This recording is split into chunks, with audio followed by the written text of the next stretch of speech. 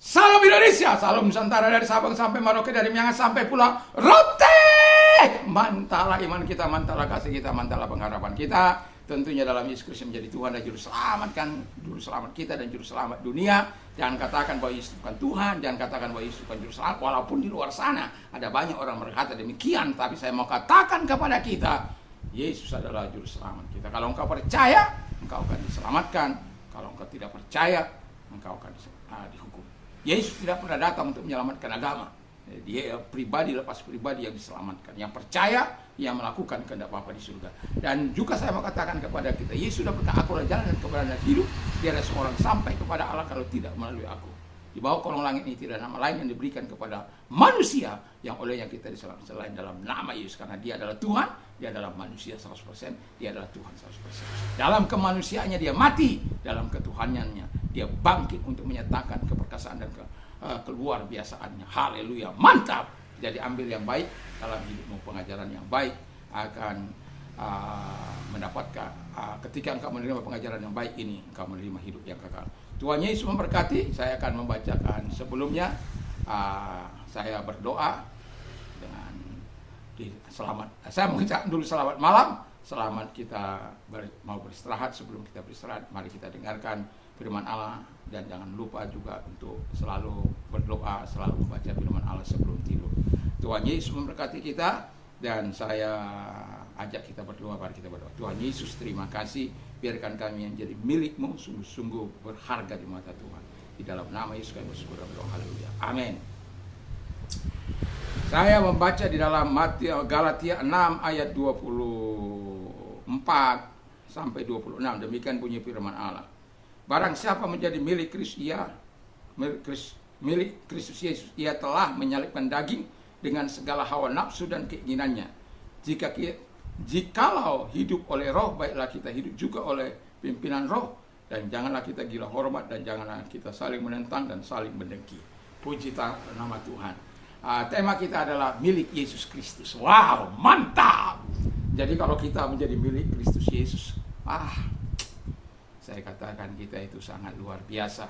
Kalau kita menjadi milik Yesus Kristus, tidak ada satu kekuatan yang dapat menghancurkan hidup kita. Kalau kita menjadi milik Kristus Yesus, kita akan dibela mati-matian oleh Tuhan. Dan tidak akan ada satu kekuatan yang dapat memisahkan engkau dengan kasih Kristus itu. Ketelanjangan, kelaparan, bencana, apapun, tidak ada yang dapat memisahkannya. Tetapi mau saya katakan, orang-orang yang menjadi milik Kristus ini penting ya. Kita milik Kristus tapi hidup kita nggak sesuai dengan apa yang seharusnya menjadi milik Kristus. Ya, nggak baik ya. Jadi orang yang menjadi milik Kristus itu, kata firman Allah sebagaimana yang kita baca, ia telah menyalibkan daging dengan segala hawa nafsunya. Ya, perbuatan daging, iri, dengki, benci, sakit hati, pesta pora, mabuk, macam-macam. Anda bisa baca itu dalam Galatia 5 ini juga, dalam ayat yang ke-16, ayat 19 sampai 21. Itu kalau salah satu saja kita buat itu, perbuatan-perbuatan daging itu, kita tidak layak untuk masuk dalam kerajaan surga. Kita tidak layak disebut milik Kristus. Karena milik Kristus itu adalah orang yang melakukan kehendak Kristus, kehendak Allah dalam hidup, kehendak Roh Kudus. Jadi itu sebabnya dikatakan kita yang ada di dalam Kristus, yang menjadi milik Kristus ini, kita telah menyalibkan daging dan segala hawa nafsu dan keinginannya. Wow. Hawa nafsu ya akan sering menjerat kita untuk melakukan hal-hal yang bertentangan dengan kehendak Allah.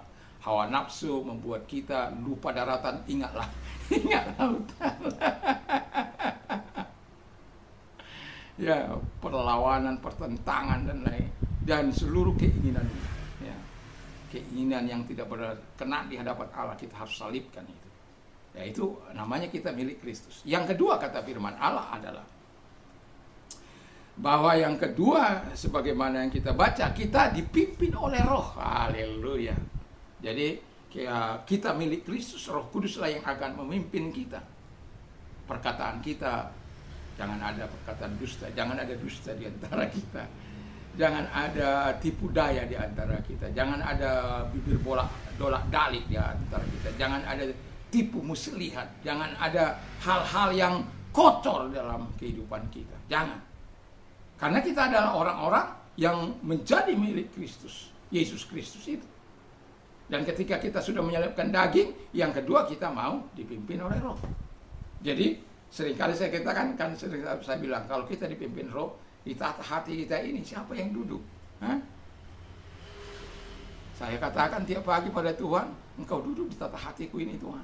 Engkau dari situ memimpin, menjadi raja, menjadi Tuhan, menjadi penolong, menjadi pembela. Bukan saya anggap Tuhan menjadi pembantu, bukan.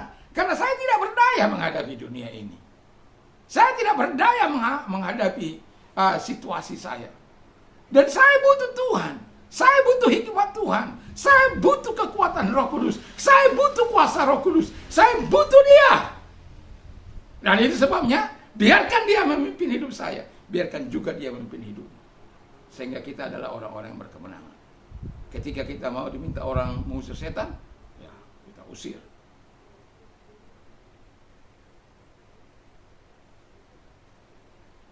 Tadi malam itu saya mimpi, ya, mimpi apa itu? Jadi ada di dalam pertempuran itu buat kuasa kegelapan, ya. Orang ini sebenarnya pelayan Tuhan gitu, tapi saya kurang mengenali orang ini. Jadi, tapi dalam penglihatan saya itu, ya, dalam mimpi saya itu, orang ini apa?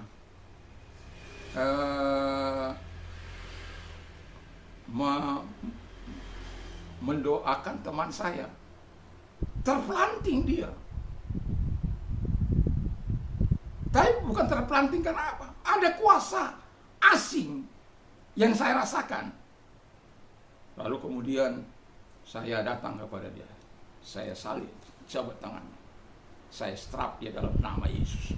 Segala pekerjaan si setan yang bekerja dalam dirinya, aku perintahkan keluar. Wih, dia tidak berdaya. Dalam nama Yesus dia tidak berdaya. Lalu kemudian setelah saya salam dia, kemudian dia melepaskan diri secara kuat dan pergi. Jadi dalam mimpi pun kita, disitulah kita bisa melihat bahwa penyertaan Allah, sekalipun mungkin roh-roh itu mau mengganggu kita tidur sebenarnya. Tapi ketika kita bersama dengan Tuhan, tidurlah bersama dengan Allah. Artinya bukan Allah ikut tidur, bukan. Artinya engkau mengundang Tuhan supaya dia kan tidak tertidur setelah penjaga Israel itu. Dia datang bersama dengan dia. Itu sebabnya kita ya penting berdoa. Kalaupun kita tidak sempat bersama dengan keluarga, kita harus secara pribadi datang kepada Tuhan. Baca firman Allah sebelum kita tidur. Ya. Sehingga perlindungan Tuhan dikala setan masuk di alam mimpi kita pun, Tuhan tetap menjaga kita. Tidak kita sampai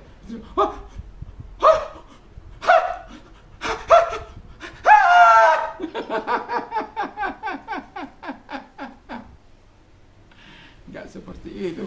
Kita bisa bicara, Danas keluar! Ya. Ya, kalau kita dipimpin oleh Roh. Yang ketiga kata firman Allah adalah di mana dikatakan supaya kita jangan sombong. Jadi kalau pun kita sudah menjadi milik Kristus, sudah dipimpin oleh Roh, kita tidak boleh sombong, apalagi sombong rohani. Merasa orang lain, siapa kamu ini? Masih masih anak-anak mau menaksi itu, kita yang sudah berjengkel.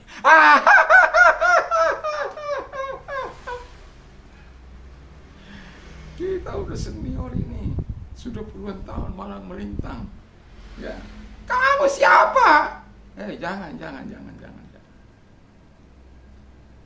Atau lagi orang muda mengkhotbah kita, terus lagi kita pendengarnya enak-enak lagi kita. Jangan, nggak boleh. Jangan sombong. Sombong itu suka menentang akhirnya, suka melawan. Itu kan kata firman Allah. Jadi kalau dia sudah sombong, suka melawan dan suka iri jadinya, suka menentang itu. Dan jangan sombong dalam hidup ini. Dan orang yang dipimpin oleh Tuhan itu tidak boleh sombong, tidak boleh iri. Orang milik Kristus itu, Yesus Kristus itu tidak boleh sombong, tidak boleh iri, tidak boleh benci. Ya, orang yang milik Kristus itu yang terakhir adalah rendah hati. Ya, saya berharap kita adalah orang-orang yang rendah hati di hadapan Tuhan supaya kita meninggi. Ya, waktu firman Allah katakan, Ia meninggalkan kita pada waktunya.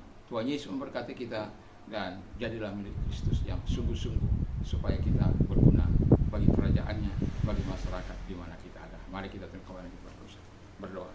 Terima kasih Bapa di surga, kami sungguh bersyukur berterima kasih kepadamu. Dalam nama Tuhan Yesus Kristus, kiranya Allah yang besar, Allah yang dahsyat menolong kami untuk terus kami menyadari bahwa kami ini milik Kristus yang dipimpin oleh Roh. Terpujilah Engkau, kami sungguh bersyukur, kami berterima kasih. Dan kalau engkau sakit, apapun sakit penyakitmu, percayalah, tabib di atas segala tabib itu mau datang kepada menyembuhkan engkau saat ini juga. Ketika engkau percaya, dimanapun engkau saat ini, dalam situasi apapun engkau mendengarkan khotbah ini, dan di saat berdoa ini, kamu percaya Tuhan akan datang menolong engkau. Terima kasih Bapa di surga, engkau melihat arahkan tanganmu kepada Tuhan, satu tangan kiri di tempat yang sakit. Kau melihat mereka yang mengarahkan tanganmu kepadamu Tuhan, dan engkau mau melimpahkan tangan atas mereka dan menyembuhkan mereka sebagaimana firman-Mu. Kami hanya melakukan bagian kami, selanjutnya Tuhan melakukan bagian-Mu.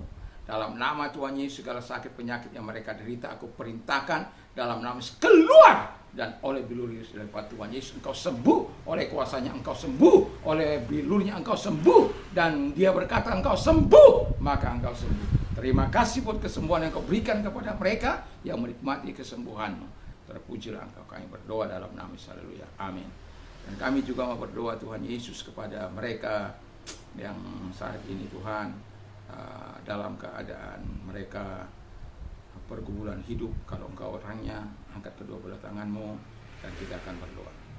Lihatlah Tuhan tangan-tangan yang diangkat kepada engkau, mengundang mereka yang berlitus beban berat ini.